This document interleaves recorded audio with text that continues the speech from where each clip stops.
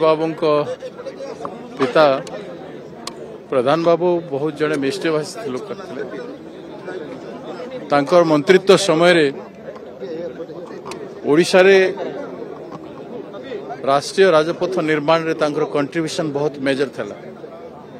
मु जानी से गुड़ाए इनिशिएटिव नहीं जारी फल से कम गुड़ा परवर्ती पर्यायर सबुठ जन भद्र व्यक्ति थे। राजनीति रे बहुत शांत शिष्ट सरल स्वभाव मेंटेन करी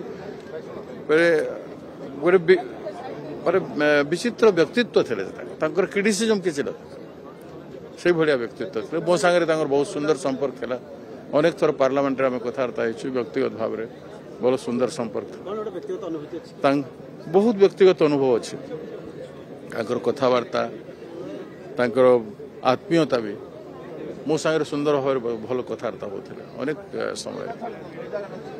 समय धर्मेंद्र बाबू पचारूले पिता पापा बाबद तेणु तांकर क्षति निश्चित भाव में राजनीति महल एवं ओडिशा रे दलमत निर्विशेष तांकर लोकप्रियता बहुत थिला।